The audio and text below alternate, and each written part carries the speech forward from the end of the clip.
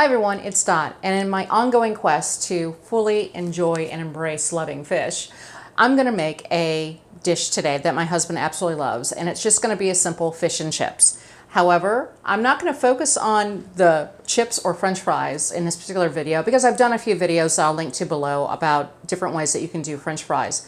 However, what I am doing this time around, just to show you, is slices of avocado wrapped in bacon. That's it. In the oven for about 15 minutes. So while I'm cooking the fish on the stove, while I'm frying it up, this is going to be in the oven baking. So I'm going to put this aside, and what we're going to focus on is the fish. I'm going to cut it up into bite-sized pieces, basically about 1.5 inches roughly. So the fish I'm using today is simply a cod, because that's more traditional for fish and chips. So that's a pretty good size slice. So that's all I'm going to do is just slice them up. The fish is all sliced, so now it's time to go ahead and make the batter. All I'm using is Parmesan cheese, flaxseed meal, and almond flour. I'm using my own fish seasoning that I made, and I'll put the recipe below. So I'm just adding a tablespoon of that, and then you just want to mix all your ingredients very well. Everything's all set, and pretty much you're going to go conveyor belt style. You take your cod, you just roll it around in your egg mixture. I should say all I did was beat an egg, or 2 eggs in this case, because of the amount of cod I have. And I'm just shaking off the excess. I go ahead and throw it in there. I keep one hand dry, so this is the hand that's going to deal with the dry ingredients, because if you start dipping with your egg hand, you're just going to get it all over you, and you don't want to do that. So you just roll it around, coat it, and again, same thing, shake off any excess, and that's it. It's that simple. So you want to do that to all the fish before you start frying it.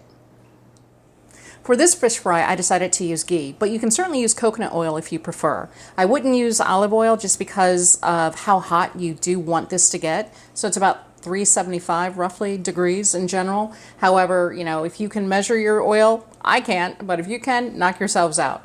You also want to have on hand, I'm using a flat tray with paper towels in here so that once the fish is done, I'm going to put it over here to drain, just so you know. Also handy is going to be a fish spatula as well as some tongs if you know, for flipping around. All right, when I cook my fish, what I like to do is, unlike steak, fish is never flat completely. Some sizes are bigger, some are smaller. I like to cook them where the same size is in at the same time, so that way I can control how long they're in there.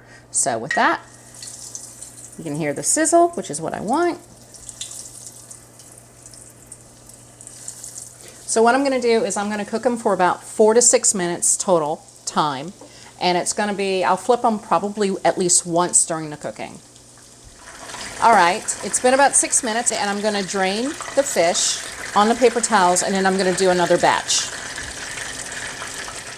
All right, my fish is all done. It smells delicious. It looks great.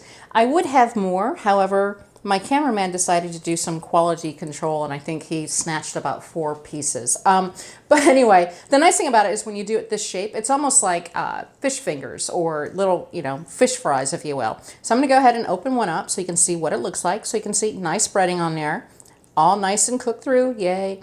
Time to take a little bite.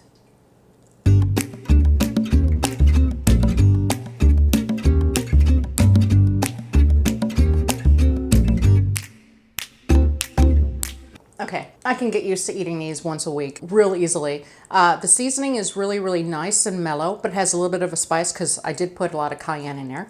The fish is nice, firm texture, not fishy, so awesome. So kudos to my fishmonger. A very nice piece, fresh piece of cod. You can handle them with your fingers when you let it cool down a little bit, so the breading stays on there, which is what I like. It's not sliding off, it's staying on there. Not much of a crunch as you would expect if you go to a restaurant and get these, but then again, you're also not getting all those nasty carbs, so this is quite good and quite delicious. So hope you enjoy this video. Hit like, subscribe, definitely share with your friends, and until next time, I'll see ya.